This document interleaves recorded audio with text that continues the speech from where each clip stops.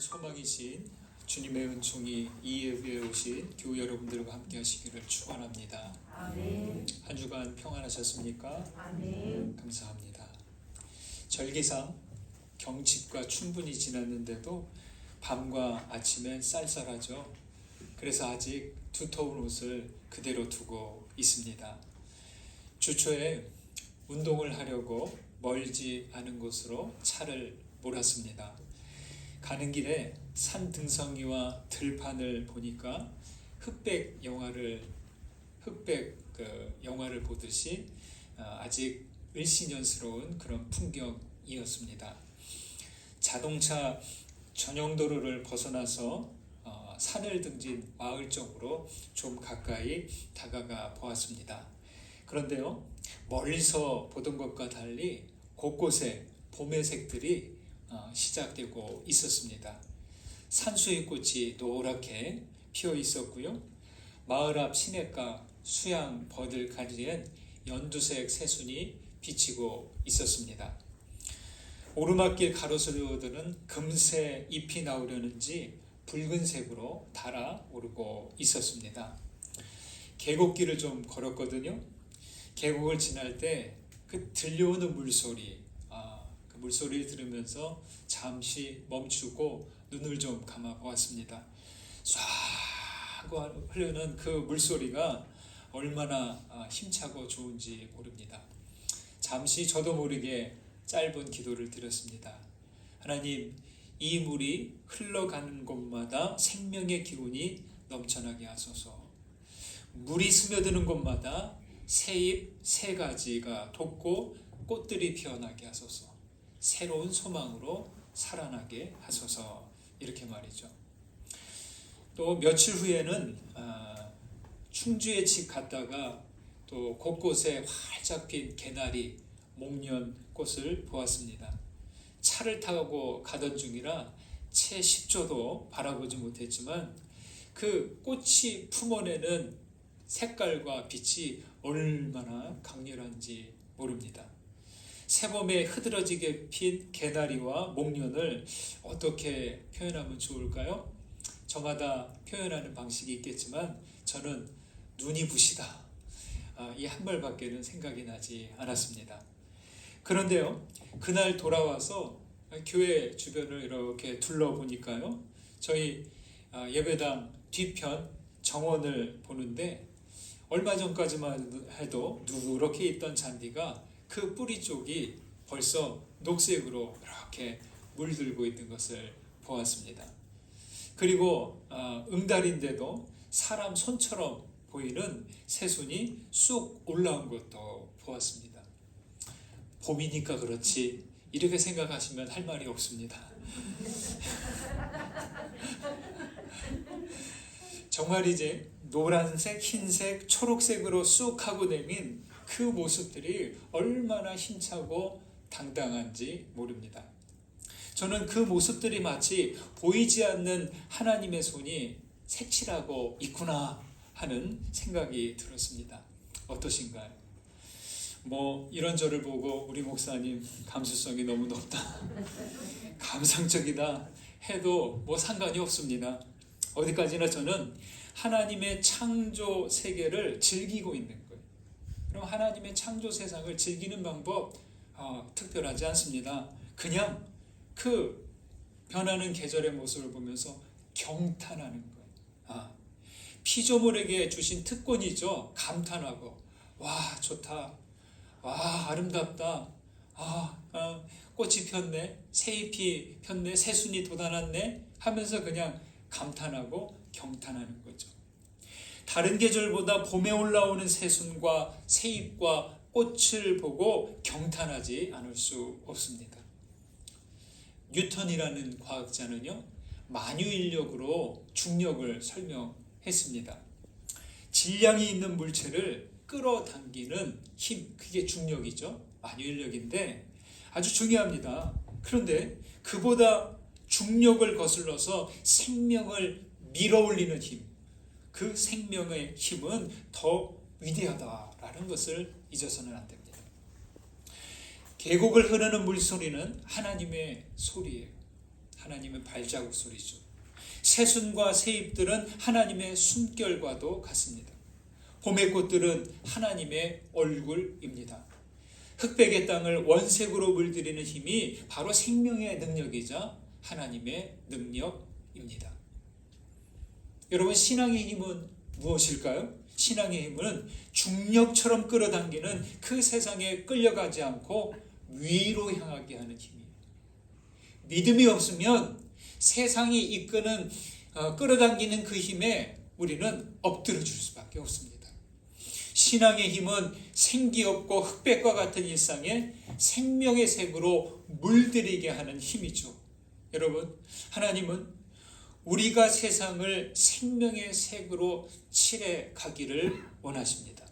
우리가 받은 산소망과 그 은총으로 우리들 삶의 자리가 생명의 색으로 물들어 가게 되기를 간절히 소망합니다.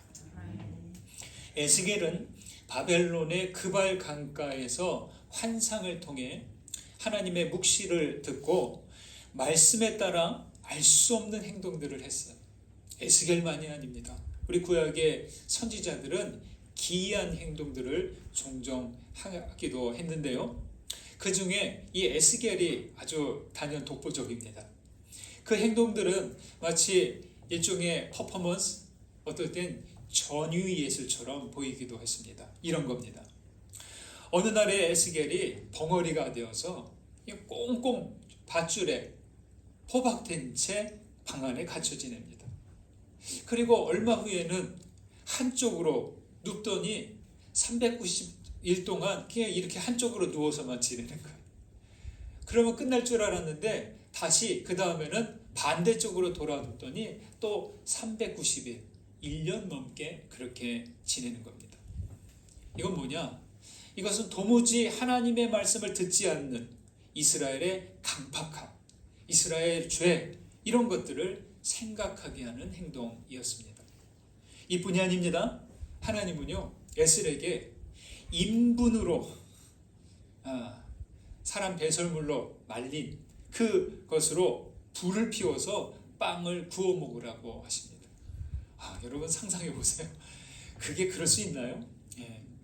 이 행동이 너무했는지 에스겔이 항이 섞인 반응을 보이니까 하나님은 그럼 인분이 아니라 소똥으로 불을 피워서 그걸로 빵을 구워 먹으라고 하십니다. 이건 뭐냐? 이스라엘이 겪는 수치를 상징하는 행동이죠. 그러다가 급기야 하나님은 에스겔의 아내가 죽게 되었을 때 조금도 슬퍼하거나 눈물을 흘리지 말라고 하십니다. 아니, 그렇게 할 수 있나요? 자기 아내가 이제 죽음을 맞았는데 슬퍼할 수밖에 없죠. 눈물이 날 수밖에 없죠. 그런데도 조금도 슬퍼하지 말래. 눈물 한 방울 흘리지 말래. 에스겔이 어땠을까요? 실제로 그렇게 했어요. 울지도 않고 눈물도 흘리지 않고 그렇게 아내의 장례를 치릅니다. 여러분, 이해가 가시나요? 하나님은 이런 행동들을 통해서 이스라엘이 얼마나 수치스럽고 절망적인 상황에 있는지를 보여주셨습니다. 어떻게 보면 너무 지나치게 가학적인 것 같아요. 그러나 이스라엘이 겪는 그 고통은 하나님을 듣지 않은 결과로 얻은 심판인 것이죠. 어느 날 하나님은 에스겔을 골짜기로 데려가서 그곳에 가득 쌓여있는 마른 뼈들을 보여주시고 이렇게 말씀하십니다. 여기 3절 말씀을 보실까요? 읽습니다. 그가 내게 이르시되 인자야 이 뼈들이 능히 살 수 있겠느냐 하시기로 내가 대답하되 주 여호와여 주께서 아시나이다. 여러분, 하나님은 사람들에게 질문하시는 분이에요.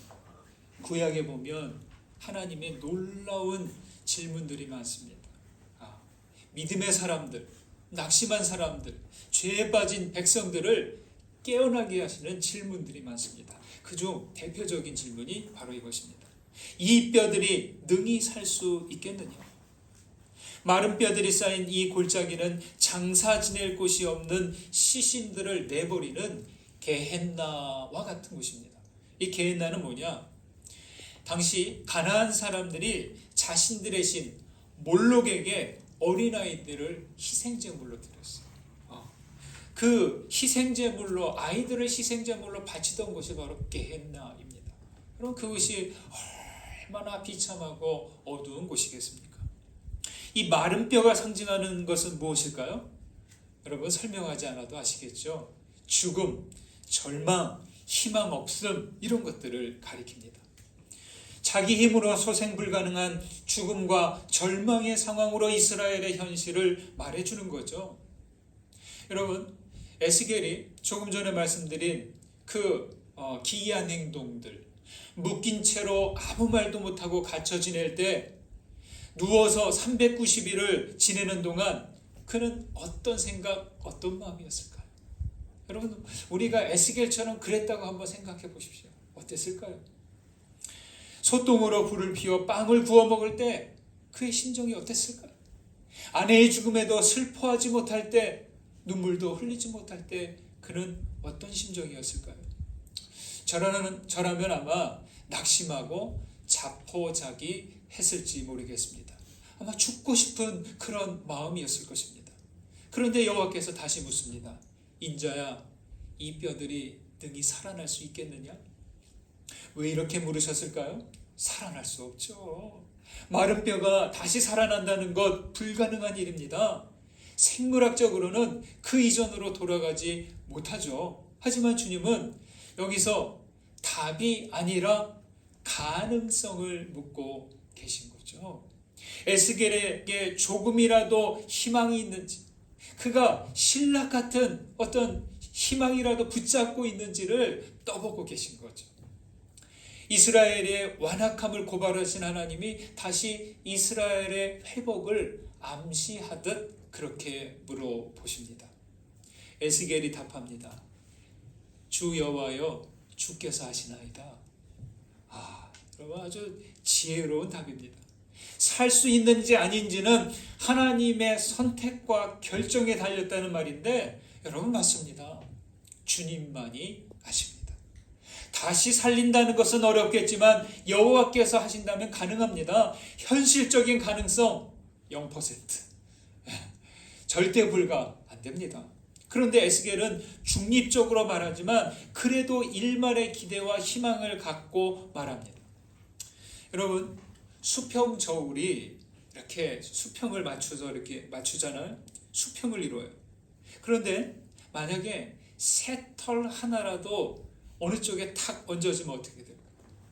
새털 하나라도, 아주 가벼운 새털 하나라도 무게가 있을 거 아니에요. 그러면 그 새털이 얹어진 곳으로 수평 저울은 기울어지고 말 것입니다. 그렇듯이 우리에게 새털 같은 희망이 있다면 하나님의 팔도 희망 쪽으로 기울어질 것입니다. 여러분, 하나님의 그 문음과 에스겔의 대답에서 희망의 무게가 느껴지십니까? 종영된 TV 드라마 중에 한석규 씨가 주인공으로 나오는 드라마가 있어요. 낭만 닥터라고. 2시즌으로 해서 이렇게 방영이 됐는데, 제가 너무 그것이 아주 좀 이렇게 울림이 커가지고 제가 한번 이렇게 본 적이 있어요. 거기에 아주 인상적인 장면이 있어요. 해당 병원은 지방의 작은 병원이에요. 그래도 응급센터가 있어요. 그래서 인근에서 어느 날 중요한 정부의 고위급 인사가 교통사고를 당해서 아주 위독한 상태가 돼서 응급실에 도착합니다. 당장 수술을 해야 돼요. 거기서 상급 병원으로 보내자니 1시간, 2시간 걸리고 또 시간이 없어요. 그냥 그대로 둘 수도 없고 수술하기도 좀 위험하고, 그렇지만 주인공 의사 김사부가 자기가 수술하겠다고 나섭니다. 그런데요, 그때 본원에서 파견 나온 의사가 만류합니다. 자칫해서 만약 수술 중에 잘못되기라도 하면, 테이블 위에서 숨을 거둔다면 그걸 크게 책임져야 되잖아요. 병원 측이. 그렇죠? 대부분의 병원들이 아마 그럴 겁니다. 가망성이 없는 환자는 우리가 받을 수 없다 하고 돌려보낸다는 거죠. 둘이 거기서 다툽니다. 하겠다, 안 된다. 그러면서 그 파견 의사가 크게 소리칩니다. 책임질 수 있습니까? 이 말에 아무것도 못하는 거예요, 사실. 그런데 우리 주인공 김사부 의사는 뭐라고 하냐면 살릴 수 있습니까? 하고 반문하는 겁니다. 여러분 이 장면이 제가 연기자가 아니라 뭐 이렇게 연기할 수는 없지만 여러분 한번 생각해 보십시오. 한 생명이 왔다 갔다 사느냐 죽느냐 그 순간이에요. 근데 한쪽에서는 책임질 수 있겠느냐 그것만 책임만 생각해요. 감당할 수 없는 책임. 그러나 한쪽에서는 그래도 살려야 되지 않느냐 살릴 수 있겠습니까? 이 물음을 해야 되지 않느냐라고 하는 거죠. 여러분이라면 어느 쪽을 지지하시겠습니까? 책임을 져야 하는 상황과 어떻게든 살려내야 하는 상황, 그럼에도 선택해야 한다면 조금이라도 가능성과 희망이 있는 쪽을 선택해야 하지 않을까요? 우리는 우리 믿음의 시작도 하나님의 구원도 여기서부터 시작했다. 하나님께서 구제불능 죄인들, 도무지 듣지 않는 고집불통인 우리에게 구원의 손길을 내미신 것, 그래도 희망을 갖고 살려보시겠다고, 구원해 보시겠다고 하신 선택인 것이죠. 4절과 5절을 보시겠습니다. 4절 5절 있습니다. 또 내게 이르시되 너는 이 모든 뼈에게 대언하여 이르기를 너희 마른 뼈들아 여호와의 말씀을 들을지어다. 주 여호와께서 이 뼈들에게 이같이 말씀하시기를 내가 생기를 너희에게 들어가게 하리니 너희가 살아나리라. 이 뼈들이 능히 살 수 있겠느냐 이렇게 물으신 주님이 에스겔에게 말씀합니다. 가서 주님의 말씀을 전해 주라고 말이죠. 우선 마른 뼈들에게 전하라고 합니다. 어떤 말을 전합니까? 여호와의 말씀을 들으라. 생기가 들어가게 할 텐데 그러면 너희가 살아날 것이다. 에스겔은 그 뼈들에게 가서 그대로 전합니다. 그러자 뼈들이 서로 연결되어서 힘줄과 살이 생기고 가죽이 덮입니다. 그러나 아직이에요. 에스겔은 그 다음 생기에게 말합니다. 죽음을 당한 자에게 불어서 살아나게 하라라고. 그러자 사방에서 생기들이 막 오더니 죽은 자에게 쑥쑥 들어가더니 살아납니다. 그렇게 살아난 뼈들이요, 살아났으니 뭐예요? 커다란 군대가 됩니다. 마른 뼈들이 죽은 상태에서 살아 움직이는 그 변화는 어디서부터 어느 순간부터 시작됐습니까? 여호와의 말씀을 들은 순간부터입니다. 그리고 바람처럼 생기가 불어와서 들어감으로 그들은 온전히 살아있는 사람으로 군대가 됩니다. 많이 말씀 들으셨죠? 생기는 히브리어로 루아흐입니다. 헬라어로 푸뉴마, 라틴어로 스피리투스라고 합니다. 다 같은 말이에요. 루아흐는 온 우주를 채우는 하나님의 영이에요. 생명력 넘치는 에너지입니다. 하나님의 영, 숨, 호흡이란 뜻이 있는데 자세히 말하면 자연 속에서는 바람으로 있고요. 생명들 속에서는 숨으로, 그리고 우리 인간의 안에서는 하나님의 영이자 말씀으로 나타납니다. 그것이 바로 루아흐, 생기입니다. 바람, 숨, 영 모두 생기인데 여러분 이 생기가 있으면 어떻게 될까요? 숨 쉬어요. 살아서 움직입니다. 여러분 바닥을 기는 벌레도 꿈틀거리는 지렁이도 그들도 숨을 쉬고 있는 거예요. 살아 있는 거예요. 여러분 함부로 그래서 벌레도 밟아서는 안 된다는 이유가 여기에 있습니다. 생기는 모든 생명을 유지하게 하는 신비예요. 씨앗을 발화시키는 보이지 않는 힘입니다. 연어가 알을 낳기 위해서 수천 킬로미터를 지나서 자기 모천에 도착해서 거슬러 오르지 않습니까? 그 거스르게 하는, 거슬러 올라오게 하는 그 힘입니다. 에스겔은 하나님의 신비 루아의 위대함을 여기서 보게 됩니다. 여러분, 우리도 지금 숨 쉬고 움직입니다. 살아있는 거죠. 이게 기적이자 놀라운 일이에요. 내가 잘했건 못했건, 잘났건 못났건, 내가 숨 쉬고 있다면, 내가 움직이고 있다면 나를 보시는 하나님이 기뻐하신다는 것. 여러분, 우리는 살아 움직이는 것 할렐루야 해야 합니다. 그런데 육으로만 숨쉬고 움직이면 그게 다가 아니에요. 우리는 좀 더 가야 돼요. 영으로 숨쉬고 영으로 살아 움직여야 됩니다. 인간이 겉만 번지르르 하고 그 안에 생기가 없다면 무슨 소용이 있겠습니까? 높은 지위에 있어도, 좋은 차를 타고 다녀도, 아무리 잘 먹고 지낸다고 할지라도 그 안에 하나님의 생기가 없다면 그게 무슨 삶의 의미가 있겠습니까? 홍순가님은 노랫말에서 이렇게 말합니다. 숨 쉰다, 숨을 쉰다. 꽃은 꽃숨을 쉬고, 나무는 나무 숨을 쉰다. 바람은 지나가는 숨을 쉬고, 신은, 하나님은 침묵의 숨을 쉰다. 나는 내 숨을 쉰다. 그럼 이게 노랫말이에요. 예. 모든 존재는 자기 숨으로 사는 거예요. 이것은 자기다운 숨으로 살라는 거죠. 세상의 평화가 사라진 이유, 이 자기 숨이 아니라 다른 숨을 쉬려고 하기 때문이죠.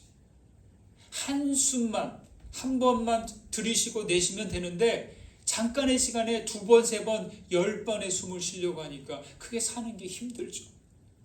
죄를 견디기 힘든 이유도 마찬가지입니다. 죄는 뭐예요? 자기 숨을 편하게 못 쉬게 해요. 그리고 악인들은 사람들을 억압해서 숨 쉬지 못하게 해요. 이게 악의 일이죠. 우리 인생들이 언제 자기 숨을 못 쉽니까? 과도한 욕심을 부릴 때, 조급해질 때, 자기 속에 미움이 가득 차 있을 때, 또 두려움에 휩싸여 있을 때 자기 숨을 못 쉬는 거예요. 그래서 부활하신 주님이 제자들에게 나타나셔서 평안을 비시면서 숨을 내쉽니다. 숨을 다 내쉬면서 성령을 받으라라고 했어요. 여러분, 성령이 바로 하나님의 숨이에요. 예수님이 부활 후에 내쉬는 그 숨은 격정의 숨이 아니에요. 생명의 숨이고 생기와 같은 것입니다. 성령을 받는다? 다른 것 아니에요? 하나님의 숨으로 숨 쉬는 것. 욕심과 절망과 두려움과 미움의 숨이 아니라 은혜와 진리와 사랑의 숨을 천천히 쉬면서 살아가는 것이죠. 하나님은 마른 뼈들과 생기에게 주님의 말씀을 대언하라라고 선지자에게 말하죠. 여러분, 제가 이 말씀을 여러 번 보아도 이번처럼 이 부분이 다가올 때는 없었습니다. 그리고 여호와의 말씀을 들으라라고 합니다. 이 말씀은 어떤 말씀이에요? 마른 뼈들에게 말씀을 전해야 된다. 그 다음에 여호와의 말씀을 들으라. 너무나 중요한 거예요. 이 말씀이 뭐예요? 천지를 지으신 그 말씀입니다. 흙으로 빚어진 아담에게 불어넣어서 사람이 되게 하신 그 말씀입니다.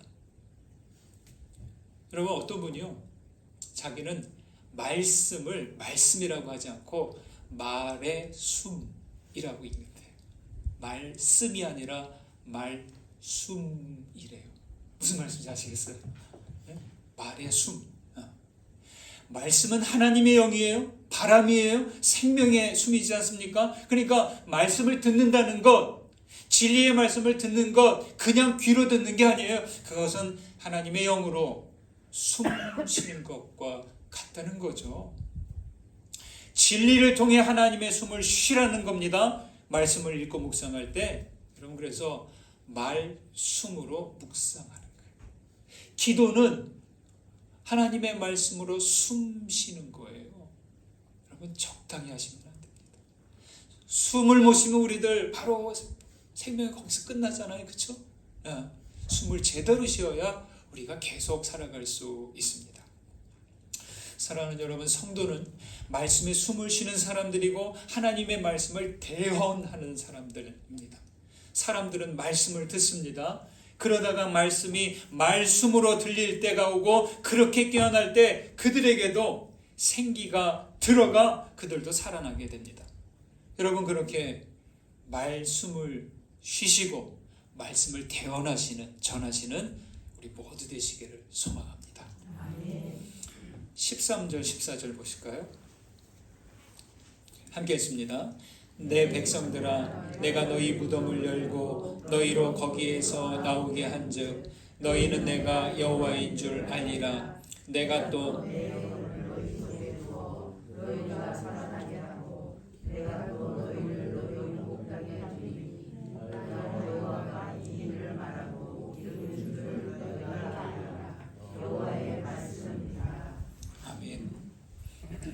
패망은 이스라엘을 끝장난 것처럼 보이게 했습니다.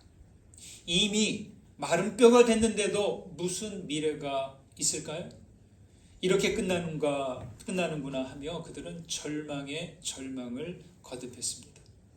마른 뼈들이 가득한 골짜기는 완전한 멸망을 의미하는데, 그런데도 여호와께서는 소망을 잃은 자들에게 회복을 약속하십니다. 에스겔에게 처음 보여준 마른 뼈들의 생기가 들어가면서 살아나고 커다란 군대가 되는 비전을 보여주십니다. 거기에서 나오게 한다라고 하죠. 여러분, 그 거기가 어디예요? 무덤에서 나오게 한다. 살아나려면 무덤에서 나오셔야 돼요. 무덤은 절망적인 현실입니다. 나라 잃은 현실이 무덤이고 포로로 끌려간 그 바벨론이 무덤입니다. 오래전 출애굽 사건처럼 다시 바벨론에서 이끌어내시겠다는 거예요. 11절에서 마른 뼈들이 말합니다. 우리의 소망이 없어졌으니 우리는 다 멸절되었다다 라고 말이죠. 소망이 없으면 누구든 한 걸음 더 전진하지 못합니다. 삶의 의미를 모르면 하루도 살아갈 수 없죠. 더 살아 무엇하리? 끝났다는 생각뿐입니다. 정말 끝입니까? 아닙니다. 다시 소망의 불꽃을 붙여야 할 것입니다. 여러분의 요즘 일상은 어떻습니까? 나라의 패망이든 육신의 질병이든 정신적인 고통이든 사업 실패든 죽음이든 희망을 잃는다면, 소망을 잃는다면 거기가 무덤이에요. 다른 건 아닙니다. 숨 쉬지 못하면 우리가 곧바로 무덤으로 들어갈 수밖에 없는 거예요. 하나님의 소망으로 우리가 서 있지 않으면 우리 그 자리가 무덤이 될 것입니다. 노인과 바다의 작가 해밍웨이는 이렇게 말했대요. 인간이 저지르는 죄악 중에 가장 큰 죄악은 무엇인가? 이렇게 묻고, 그러면 가장 큰 죄악은 뭘까요? 뭐 이제 저마다 보는 관점이 있겠지만, 인간이 지을 수 있는 가장 큰 죄악은 그것은 희망을 잃는 거래요. 희망을 잃으면 그 참 어리석은 일이라는 거죠. 이스라엘은 구제불능 고집불통 백성들입니다. 그래서 성전이 무너지고 나라가 사라지는 심판을 당하고 말았어요.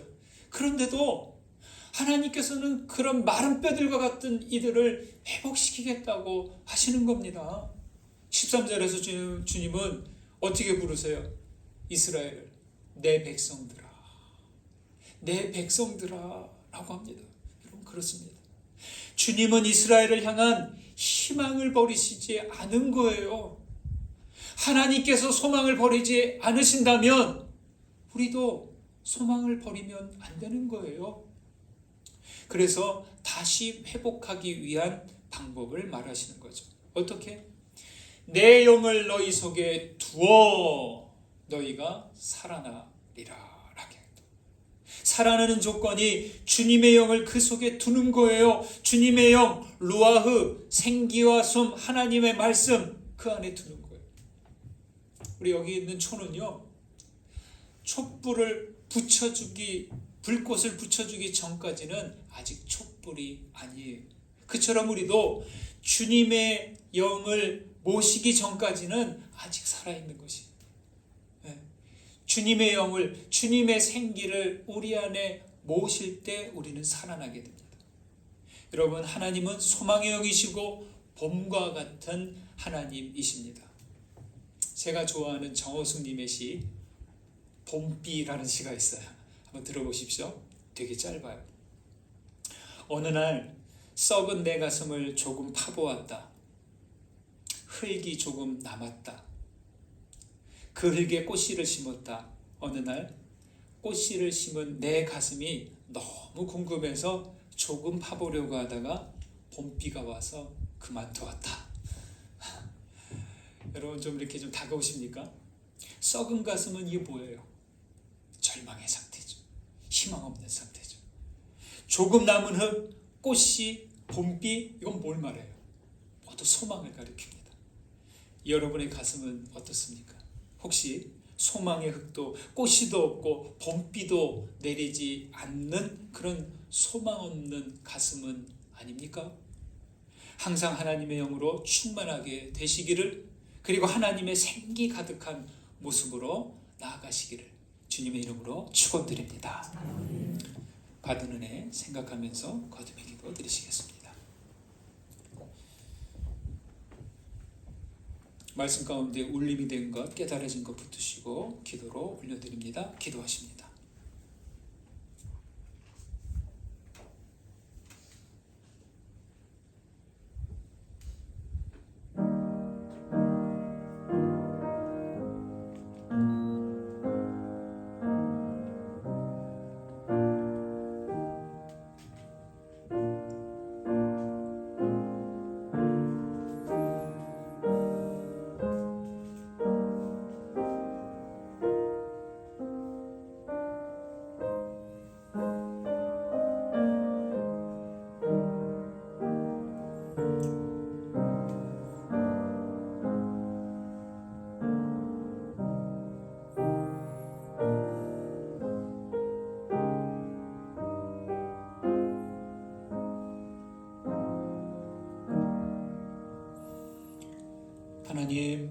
하나님께서 주신 생명의 땅이지만 이 세상은 마른 뼈들이 가득합니다. 주님, 이 땅에 그리스도를 통해 다시 생기를 불어넣어 주시니 감사합니다. 우리에게 희망의 손길 내밀어 주셔서 우리를 살리셨습니다. 하나님, 주님의 영으로 충만케 하옵소서. 거룩한 생명의 숨으로 숨쉬며 살게 하옵소서. 말씀으로 숨쉬며 살며 끝까지 희망을 버리지 않게 하옵소서. 우리 마음과 삶에 꽃씨를 심고자 하오니 은혜의 봄비를 내려 주옵소서. 예수님의 이름으로 기도합니다. 아멘.